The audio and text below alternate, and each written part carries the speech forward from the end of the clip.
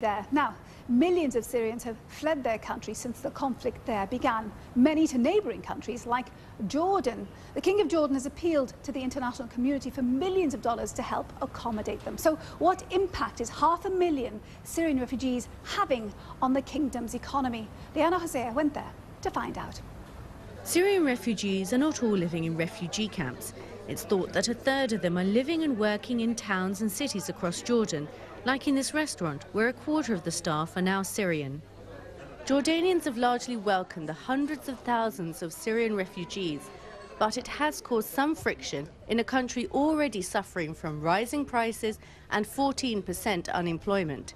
This boy's father says his son now has to work to help out the family. There is a lot of impact. I was renting a house for 75 Jordanian dinars, and the owner of the house increased the rent to 100, saying that all rent increased. So the Syrians are coming from war and they are renting housing for more money. The prices of essential goods all went up. It's in public services that Jordan is feeling the greatest strain of the Syrian refugee crisis. Education and health services like this are free for the home population and refugees alike.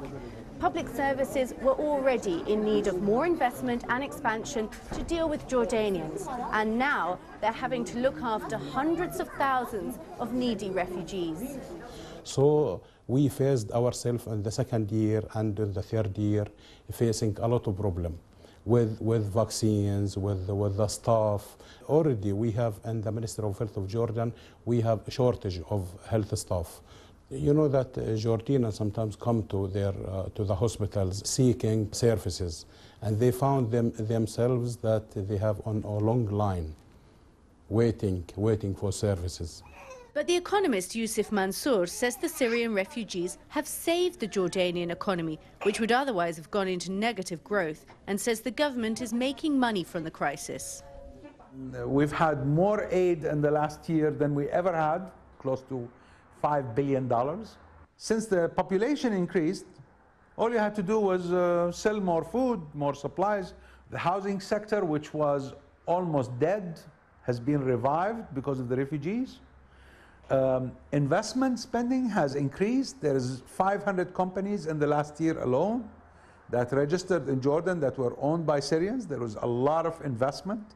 They are asking for lower wages, which gives a reprieve to business owners, and they don't repatriate their money to their country like other guest workers, because right now they have no country. The family is with us. At his building site for luxury apartments in Amman, this real estate investor tells me soaring prices are not just down to Syrian refugees, but because IMF austerity measures have cut fuel subsidies.